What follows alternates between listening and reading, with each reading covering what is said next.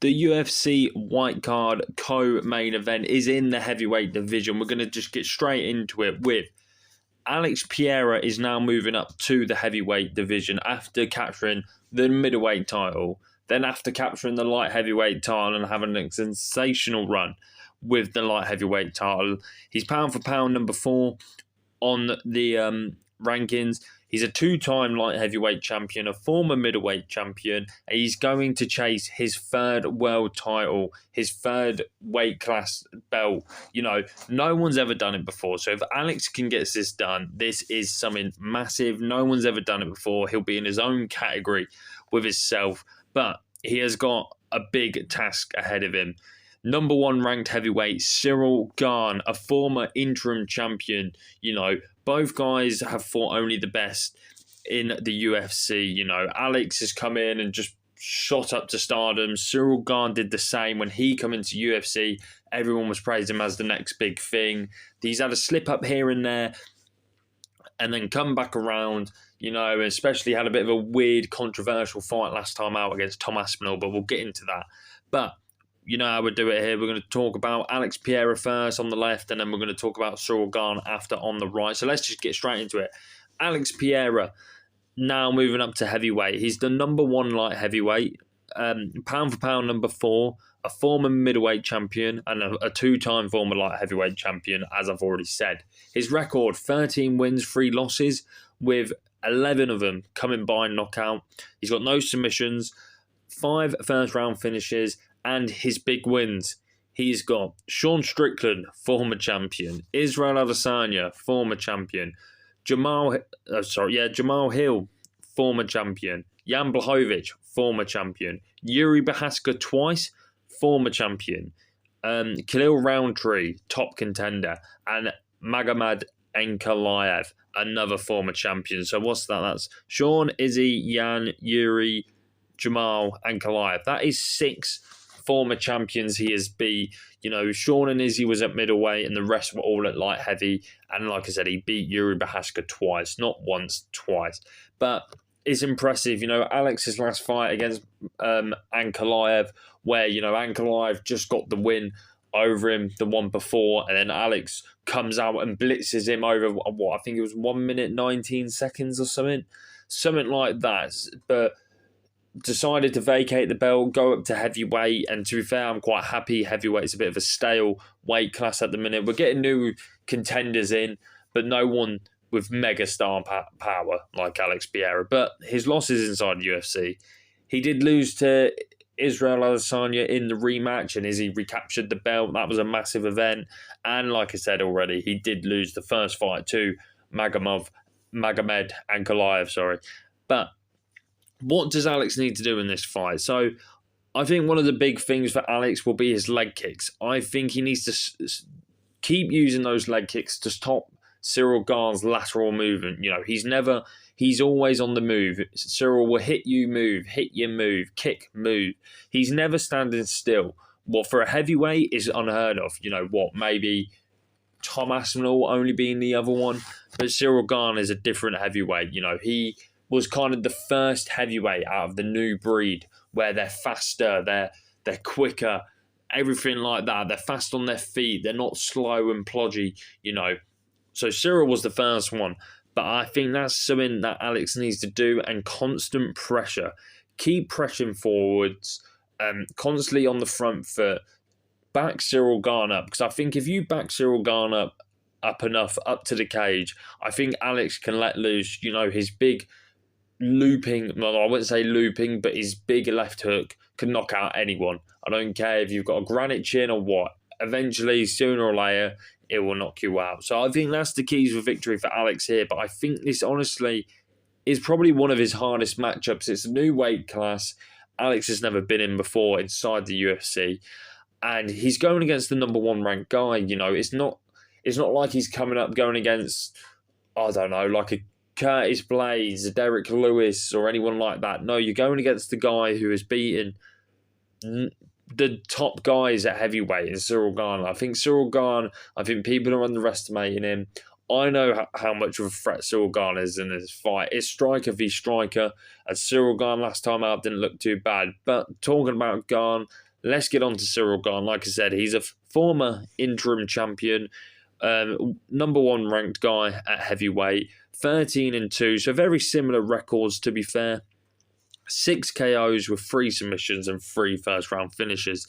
His big wins at heavyweight: he beat Alexander Volkov twice. Yes, the second one was a bit controversial, but regardless, it's still a win. Sergey Spivak's another good one, who, when John Jones lost to a certain someone, I'll get into them in a minute, but the person was a wrestler. He worked on that, and then the UFC put him straight back in there with another wrestler in Sergey Spivak, and he did great. Ended up knocking, TKOing Sergey Spivak. That was a big test. He had a, fight of the year contender against Tai Tuivasa when Tai was ranked number 3. I know once upon a time Tai was ranked that high. That was a great fight again. Ciryl proved that he's got grit and determination, getting dropped in that fight, getting back up, and then obviously finishing Tai.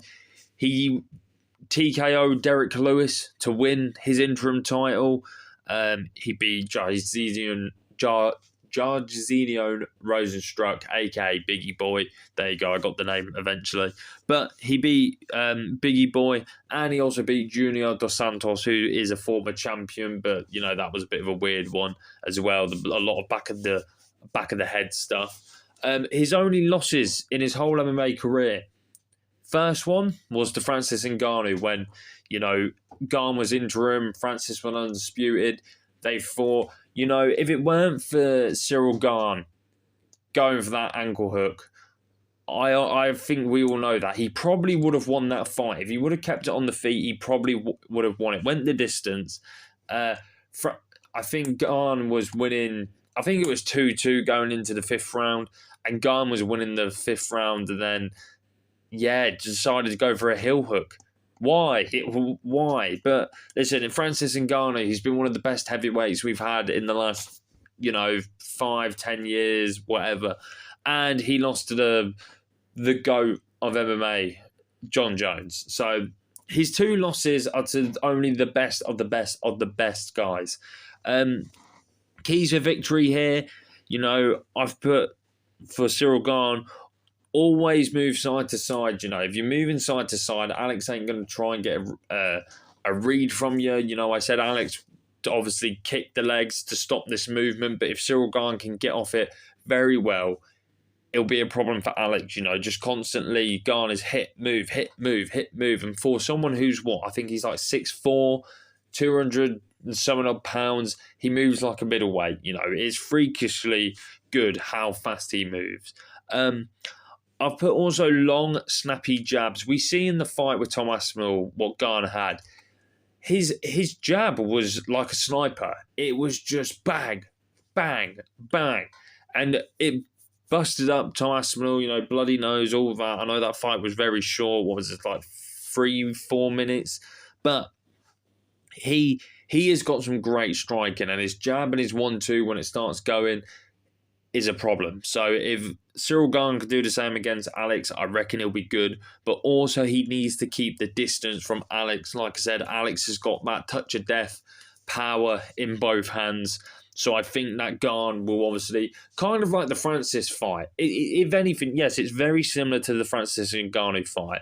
Massive KO threat. When it's on the feet, Gane was, piecing up Ngannou. While this time it's just a bit different. I'd probably say Alex Pereira is a better striker than Ngannou, but Gane's been here before with big, heavy hitters. Even Derek Lewis as well.